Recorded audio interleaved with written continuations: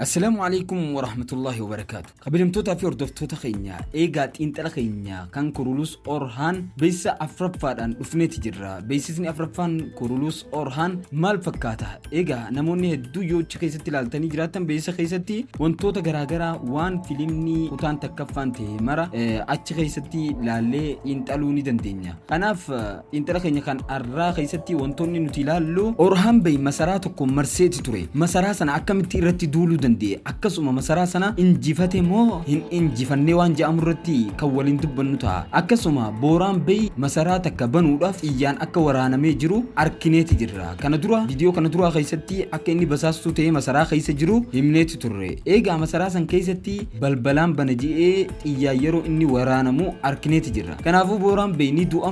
moo masaraa inni bane san ni injifatamti waan jiru irratti ni mari'anna. Orhaan bayoo masaraa injifatuuf deemu sana yookaan masaraa itti marseni itti ce'u ture sana masaraa sana ni injifatamoo moo irraayi deebi'a kanallee kan waliin dubbannu ta'a. Egaa kanuma wal qabatee nama tokko kan Orhaan bay iddoo bishaanii yookaan iddoo baharaa takka irratti achitti ajjeese tokko ajajaa tokkootitu jira. Ajajaan sun nama akkami Bizaantiidhaaf nama baay'ee barbaachisaati waan ja'amullee kan isiniif kaafnu ta'a. Akkasumas ajajoonni bulchoonni gurguddaan buursaa keessa jiran maaliif akka isaan rifatanii yaaddoo keessa galan kan waliin dubbannu ta'a. Kanuma wal qabatee Alaaddiin Beeyoo ni fuudha Goonjaa irratti yoo kan fuudhu ta'e bara kana keessa ni fuudha moo baratti aanu yookaan siizinii itti aanu keessatti fuudha. Egaa wantoota as olitti dhageeffattan kana hunda yookaan kana dura dhageeffattan kana hundaa'uu xiinxala keenya kan guyyaa arraa yookaan kan beeksisaa afraffaa kana keessatti viidiyoo guutuu keessatti kan tokko tokkoon isiniif kaafnu ta'a. Kanaaf viidiyoo keenya haga dhumatti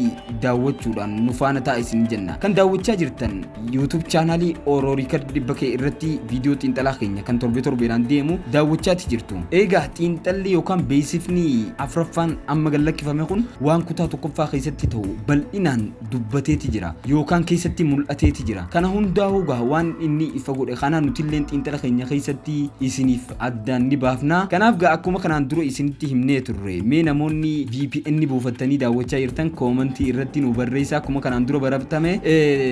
yoo viidiyoo keenya keessaafuu warroonni Itoophiyaa keessa jirtan VPN nu daawwattan nuuf bu'a qabeessa ta'a nu jajjabeessuu ta'a. Kanaaf akkas godhaa nuuf daawwadhaadha. VPN Play Store irraa buufachuudhaan itti banuudhaan nuuf daawwadhaadha. Akkasuma warroonni chaanala keenyaaf haarawaa taatan chaanala Ororii Kaddi subscribe godhachuudhaan mallattoo notificationaa ol irra kaa'adhaadha. Viidiyoo keenya kana like godhuudhaan jalqabaa isin jenna. Waan gaafii isinitti ta'e kamiyyuu koomentii irratti nu barreessaadha. Kanaaf xiinxalli keenya kan guyyaa arraa maal fakkaata kan jedhamu waliin kan ilaallu ta'a. Isinilleen koomentii jalatti yoo isinitti tolaa jiraate nu barreessaa isin jenna. Xiinxala keenyatti seenuudhaan duratti intiroo gabaabaa booda walitti dachaana.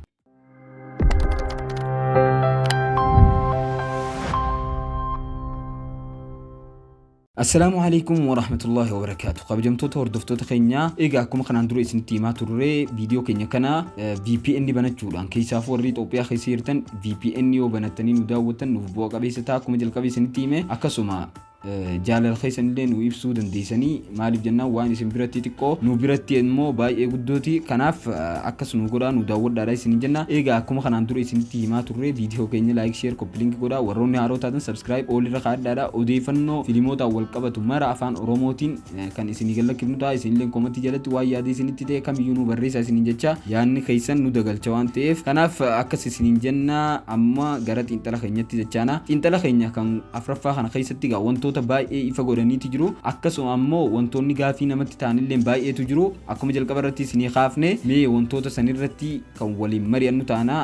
tokko tokkoon kaasaati jechuudha. Kanaaf xiinxalli keenya yoo isinitti tolaa jiraate torbeedhaan koomentii irratti nu barreessaadha nu jajjabeessitanii. Kanaaf gara xiinxalatti deebina. Jalqaba irratti beeksisni Orhaan afraffaan kun hangam takka isinitti tole warroonni daawwattanii jirtan 10 keessaa meeqa kannitaniif? Nuti 10 keessaa 6 kanninaa fi yoo kallakkoo isaan kaddamuuf ta'e isinoo meeqa kannitaniif? Akkasuma warroonni karaa ittiin Kurulus Orhaan itti daawwattan barbaadaa jirtan afaan Oromootiin linkii description boxii jalaanii argattu yookaan koomentii viidiyoo kanaa jalaanii argattu tuwitanii tuma seentanii Telegram keenya jalatti daawwachuudha. Kanaaf gaa haga beeksisa irraa ilaalaa jirrutti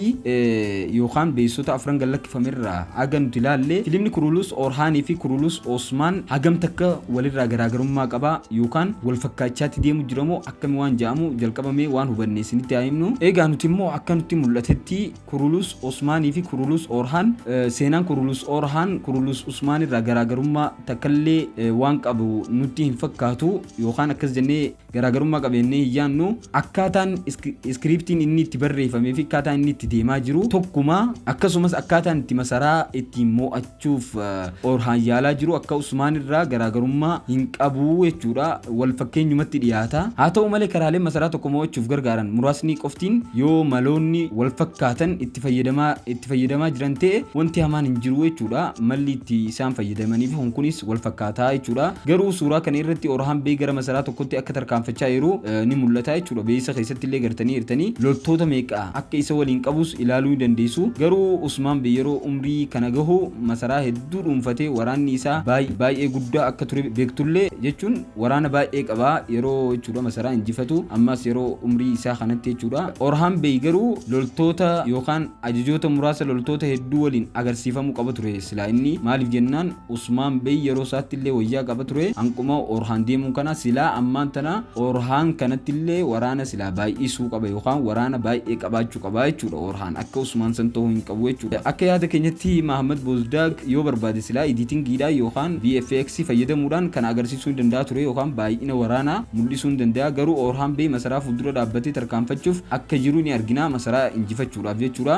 akkasuma osoo karri hin banamin Booraan Bey karra sana ni banaa xiyyaan tokkos isa rukutee ture jechuudha Booraan rukutameeti ture xiyyaan kun maal jechuudha ifatti Booraan Bey akka baalatti yookaan akka baalatti itti fayyadamanii ture jechuudha gurbaan kiristaanaa kanii fi masaraa bulchisuun Booraan Bey odoo beekuu kiyyoodhaaf akka isaaf ta'utti jechuudha Booraan itti fayyadamee ture jechuudha kana jechuunis diina jechuudha diinni Booraan Bey masaraa sana akka seenee jiru dursanii ni beeku ture jechuudha gurbaan kiristaanaa yookaan warri Bizaantii sun akka Booraan masaraa seenee jiru duraan ni beekaa jechuudha hanga yeroo dhumatti garuu isatti fayyadamuu ni barbaade kanaaf jecha calja'anii ta'anii jechuudha Booraan Bey immoo itti fayyadamamaa turame jechuudha akkuma beektan Orhan Bey of dhaabuu dadhabee haleele masaraa sanatti haa ta'u malee Orhan Bey asitti Booraan Bey akka saaxilame hubachuu qaba ture garuu silaa hubachuu qaba ture Booraan Bey kophaa isaa hin dhiifne isa oolchuudhaaf jecha Booraan baraaruudhaaf jecha akka yaale Orhan jechuudha beekamaadha asitti wanti lama ta'uu danda'a tokkoffaa kun masaraa xiqqaa ta'uu danda'a yookaan qaama buursaa ta'uu danda'a masaraa guddaa buursaa odoo hin ta'in jechuudha haala kamiinuu Orhan Bey asitti hin milkoofne Booraan baraaruuf yaaluun masaraa seenuun isaa hin oolu akkasuma loltoonni Bizaantii duraanuu zayitii ho'aa qabatanii akka isa eegaa jiran masaraa sana keessatti arguu dandeessu lolli kun lola salphaa akka hin taane beekamaadha jechuudha kana waliinis suuraa kana irratti Orhan Bey gaachana hedduu fuuldura akka dhaabbate arguu dandeessanii kun sochii ittisaa ta'uu isaa hin oolu kunis akkuma beektan yeroo baay'ee yeroo diinni humna itti mo'atu ni fudhatama jechuudha yookaan tooftaa kanatti fayyadamu dhugaadha Orhan Bey duubatti deebi'aa jira yookaan masaraa sana injifachuu dhiisee duubatti ni deebi'a as irraa osoo hin milkoofne gara duubatti ni deebi'a jechuudha akkasuma namni isa gane yookaan namaatu na gane jechaa jira jechuudha namaatu na gane jechuu jira akkasuma kun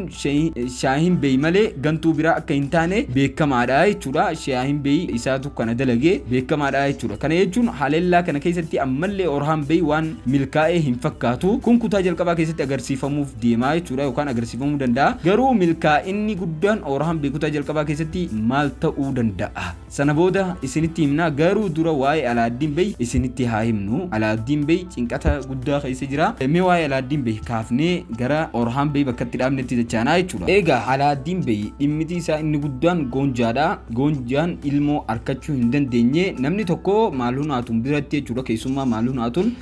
Maalhunaatun bira jirtu Alaaddin Bey akka haadha manaa lammaffaa arkachuu qabu yookaan haadha manaa isaa lammaffaa akka itti fuudhuu qaban gosa keessatti dubbachaa jirti sababni isaatis gaa akka ilmoo arkatuuf goonjaan ilmoo arkachuu hin dandeenye gaa ammatti sababa kanaaf jecha Maalhunaatun biratti keessummaan takka ilmoo arkachuu qaba sababa kanaaf biiftii yookaan haadha manaa biraa laaluu fi qabnaa jechuu jirti dhugaadha barbaachi kun gaa dirqama kun tarii amala yookaan gosa agarsiisuu danda'a barbaachi kun jechuudha kana wajjin kun itti fufuun isaa beekamaadha garuu Alaaddin Bey gonkuma gaa'ila lammaffaa irratti walii hin galu jennee yaanna garuu inni beeyim yookaan bulchaa waan ta'eef dhaaltuu qabaachuun dirqama isaati kana gaa Usmaan keessattis arkitanii turtanii Ertugrul keessatti illee akkasuma kanaaf dirqama irraa kan ka'e fuudhuu kan isa barbaachisu dirqama isaati jechuudha innillee kanaaf fuudhuu ni danda'a jechuudha sila dhugaadha Usmaan Bey Alaaddin Bey ilma akka godhatus ni barbaada sababni isaa bulchaan tokko yookaan beeyim tokko dhaaltuu malee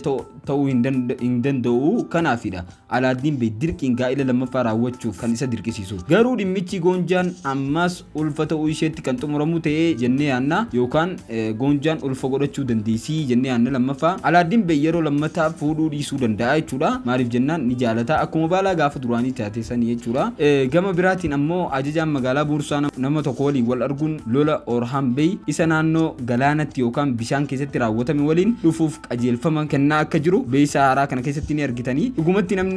namni kun ajajaa caalaa sadarkaa gadi aanaa ni qaba ajajaa guddaa sanii miti garuu ammoo isaa gadi sadarkaanuma qaba garuu namni kun fira dhiyoo ajajaa Vaasiliyoos ta'uu danda'a akkasuma kun mirkanaa'aadha karaa Orhaan Bey cufuuf gara naannoo sanaa deemee jira inni sababni itti jechuudha achitti du'uu danda'e bakka lola naannoo galaanatti nutti agarsiifamu sanii jechuudha akkasumas beeysa afraffaa keessatti Orhaan Bey harka isaatiin akka isa ajjeese kutaa jalqabaa keessatti arguu dandeessu sana booda Vaasiliyoos maqaa Orhaan Bey jedhee yeroo iyyuu ni mul'ata jechuudha dhugaadha namni kun obboleessa Vaasiliyoos yookaan hiriyyaa baay'ee dhiyoo isaa ta'a jennee yaanna carraa inni obboleessa isaa ta'uu isaa guddaadha sababni isaas kun diinummaa baay'ee dabala waan ta'eef filimni jalqaba irra jira waan ta'eef diinummaa baay'ee dhufuu qaba Vaasiliyoos ajajaa waraanaa guddaa waan ta'eef kanaaf diinummaan isaa gizaa dabale Orhaan Bey fi isa hedduutti waldhabdee guddaan ni uumamaa jechuudha kun filima yeroo dheeraa akka deemuu isa taasisa akkasumas kun mirkanaa'aadha seenaan kun yeroo Vaasiliyoos Orhaan Bey miidhuu barbaadu caalatti hawwataa ta'a yookaan filimni kun baay'ee ni hawwataa jechuudha akkasuma kun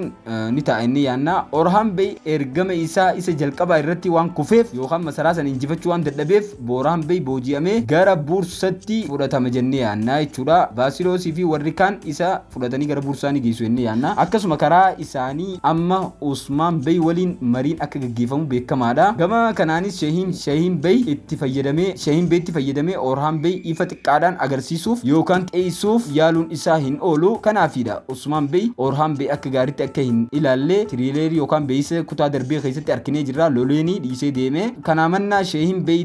itti gaafatamummaa hedduu kennee ture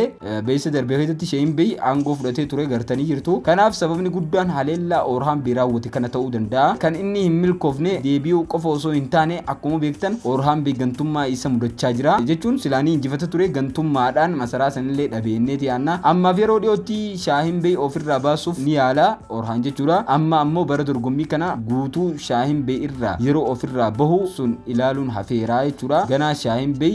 akkamitti akka bahuu fi akkamitti akka injifatamu kan ilaallu ta'a jechuudha kutaan as deemu garuu kutaa as deemu kana keessatti waan bahu hin fakkaatu Shahiin Bey garuu ammoo gara fuulduratti beeysoota ganaa waliin laallee ifatti kan waliin dubbannu ta'a kanaaf xiinxalli keenya kan guyyaa irraa kana fakkaata odeeffannoo haaroo kamuu deebinee chaanaala keenya jalatti isiniif gallakkifna warroonni Kurulus Orhaan daawwachuu barbaadan afaan Oromootiin liinkiin description boxii jala jira liinkii san tuquudhaan seentanii daawwachuu hin dandeessanii chaanaala keenyaaf yoo haaroo taatan subscribe godhachuudhaan mallattoo notifiikeeshinaa banadhaadha viidiyoon keenya yoo isinitti gabaabbachaa yookaan dheerachaa jiraate koomentii irratti nu barreessaa akkaataa isin barbaadanitti ofna kanaaf viidiyoo keenya haga dhumatti warroonni nu daawwatan VPN baay'ee galatoomaa isiniin jecha haga xiinxala keenya kan biraatiin walitti dachaanutti nagaan nuuf turaa isiniin jenna